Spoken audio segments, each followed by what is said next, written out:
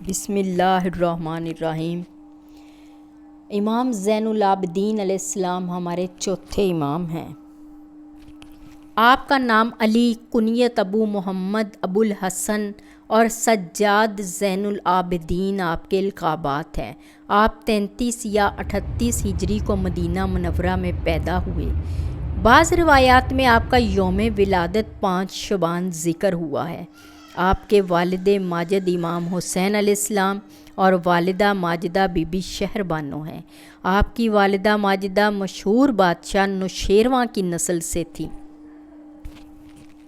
آپ علیہ السلام نے اپنے دادا امام علی علیہ السلام کی حیات مبارکہ کا کچھ حصہ امام حسن اور امام حسین علیہ السلام کی امامت کو پایا۔ آپ کو زین العابدین اس لیے کہتے ہیں کہ آپ دن رات میں 1000 رکعت نماز پڑھتے تھے۔ آپ اس قدر عبادت میں مشغول ہوتے تھے کہ آپ پر غشی طاری ہو جاتی اور آپ زمین پر گر جاتے تھے۔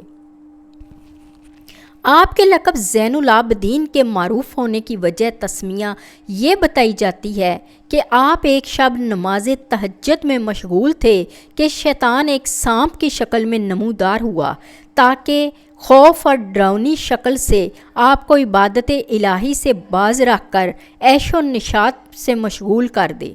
آپ علیہ السلام نے اس کی طرف توجہ نہیں کی اور عبادت میں مصروف رہے، یہاں تک کہ سانپ نے آپ کے پاؤں مبارک کا انگوٹھا اپنے منہ میں ڈال لیا، لیکن آپ پھر بھی اس کی طرف متوجہ نہ ہوئے۔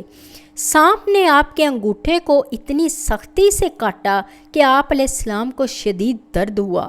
آپ نے پھر بھی سانپ کی طرف توجہ نہیں کی اور حق بندگی ادا کرنے میں ہی مصروف رہے۔ اللہ تعالیٰ کی پاک ذات نے آپ پر انکشاف فرما دیا کہ وہ شیطان ہے جو سانپ کی صورت اختیار کیے ہوئے ہے۔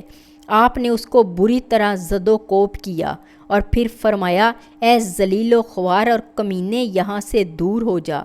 جب سانپ وہاں سے چلا گیا تو آپ کھڑے ہو گئے تاکہ درد میں قدر افاقہ ہو جائے۔ پھر آپ کو غیب سے ایک آواز سنائی دی، لیکن بولنے والا نظر نہیں آیا۔ کہنے والوں نے یوں کہا، آپ زین العابدین ہیں، آپ زین العابدین ہیں۔ یوں آپ زین العابدین علیہ السلام کے اسم شریف سے مشہور ہوئے۔ جب آپ وضو فرماتے تو آپ کا چہرہ مبارک زرد ہو جاتا اور جسم پر کپ کپی طاری ہو جاتی۔ جب آپ سے اس کا سبب دریافت کیا گیا تو آپ فرمانے لگے کہ تم جانتے ہو کہ میں کس کے حضور حاضری دینے جا رہا ہوں۔ ایک مرتبہ امام زین العابدین علیہ السلام اپنے در دولت پر نماز ادا فرما رہے تھے کہ مکان کو آگ لگ گئی، مگر آپ سجدے میں سر بسجود رہے۔ لوگوں نے شور مچایا، اے رسول صلی اللہ علیہ وسلم کے بیٹے، آگ لگ گئی، آگ لگ گئی۔ پھر بھی آپ نے سر مبارک سجدے سے نہیں اٹھایا۔ جب آگ ٹھنڈی ہو گئی تو آپ سے دریافت کیا گیا کہ آپ خاموش کیوں رہے؟ امام زین العابدین علیہ السلام فرمانے لگے کہ محشر کی آگ کے خوف سے میں یہ آگ بھول گیا۔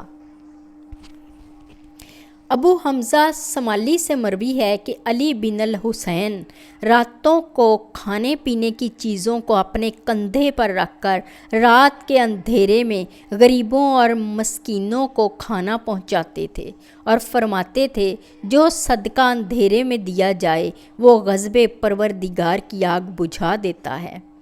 امام فقراء اور مساکین کی ضروریات اس طرح پوری کیا کرتے تھے کہ لینے والے کو معلوم نہیں ہوتا تھا کہ دینے والا کون ہے۔ امام زین العابدین علیہ السلام واقعہ کربلا کے چشم دید گواہ ہیں۔ آپ عاشوراء کے دن اللہ کی مصلحت کے تحت بیمار تھے۔ بیماری کی شدت اس قدر تھی کہ جب بھی یزیدی سپاہی امام کو قتل کے درپے ہوتے تو یہ کہہ کر چھوڑ دیتے کہ اس نوجوان کے لیے یہی بیماری کافی ہے۔ عاشورہ امام کے بعد لشکر یزید نے امام کو اسیر بنا کر کوفہ منتقل کیا۔ امام نے اپنے خطبوں کے ذریعے حقائق واضح کیے۔ अपना तारफ़ करवाया, यजीदी किरदार को बेनकाब किया और अहले कूफा पर मलामत की। इब्ने ज़ियाद के सामने खुतबा देकर हाज़रीन को मुतासिर किया, जिस पर इब्ने ज़ियाद मलऊन ने कत्ले इमाम का हुक्म दिया, लेकिन सानिए ज़हरा बीबी ज़ैनब सलामुल्लाह अलैहा ने दरमियान में आकर इमाम को बचाया। इसके बाद इमाम अलैहिस्सलाम को शाम मुंतकिल किया गया। इमाम ने वहाँ भी बनी उमैया का चेहरा बेनकाब कर दिया। असीरी के बाद इमाम ने करबला वालों की याद ताज़ा की। इमाम अलैहिस्सलाम ने अज़ादारी सैयदुल शुहदा इमाम हुसैन अलैहिस्सलाम समेत तमाम करबला के शहीदों पर खून के आंसू बहाए। आप अलैहिस्सलाम दिन में रोज़ा रखते और रातों को जाग कर इबादत करते थे। अफ्तार के वक़्त जब खादम खाना लाते तो आप अलैहिस्सलाम फरमाते थे, फ़र्ज़ंदे रसूल भूखे मारे गए, फ़र्ज़ंदे रसूल प्यासे मारे गए, और यही बात मुसलसल दोहराते रहते थे। एक दिन हसन नामी शख्स ने इमाम सज्जाद अलैहिस्सलाम के सामने दूसरे लोगों की मौजूदगी में आप अलैहिस्सलाम को बुरा भला कहना शुरू किया। इमाम सज्जाद अलैहिस्सलाम ने कोई जवाब नहीं दिया। जब वो शख्स वहाँ से चला गया तो इमाम पाक ने अपने असहाब से फरमाया, आप लोगों ने सुना उस शख्स ने क्या कहा? लोगों ने कहा, हाँ हमने सुना और हमें बहुत दुख हुआ। हम चाहते हैं कि हम भी उसे कुछ कह दें। इमाम अलैहिस्सलाम ने कुरान पाक की आयत की तिलावत फरमाई, जिसका तर्जमा है, जो गुस्सा पी जाते हैं और लोगों को माफ़ करते हैं और खुदा एहसान करने वालों को दोस्त रखता है।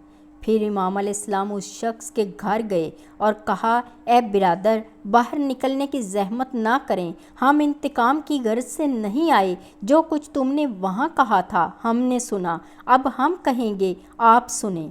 अगर मैं इस तरह से हूँ जो तूने मेरे बारे में कहा तो मैं खुदा से मग़फ़िरत तलब करता हूँ, और अगर ऐसा नहीं हूँ तो खुदा से दुआ करता हूँ कि वो तुझे माफ़ कर दे।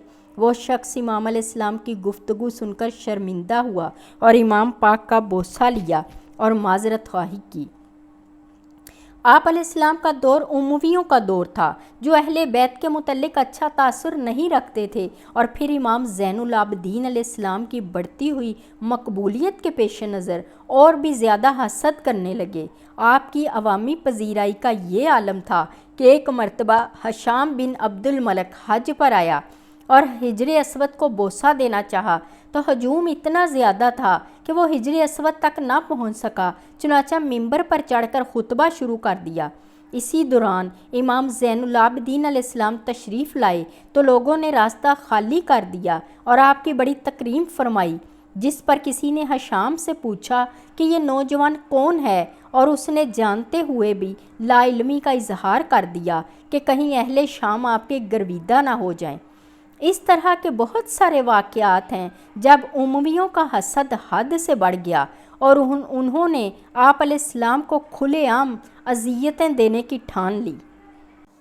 इमाम ज़ुहरी रहमतुल्लाह अलैह बयान करते हैं कि मैंने अली बिन हुसैन को इस हाल में देखा कि अब्दुल मलक बिन मरवान के हुक्म से उनके पाँव बांधे गए और हाथों में जंजीरें थीं। मैं देख के रो पड़ा और अर्ज़ किया कि आपकी जगह मुझे कैद किया जाता, आप सलामत रहते। चुनाचा शहज़ादा रसूल हज़रत अली बिन हुसैन ज़ैनुल आबिदीन अलैहिस्सलाम को वलीद बिन अब्दुल मलक के दौरे हुकूमत में जहर दिया गया और आपने 93 या 95 हिजरी में जामे शहादत नोश किया।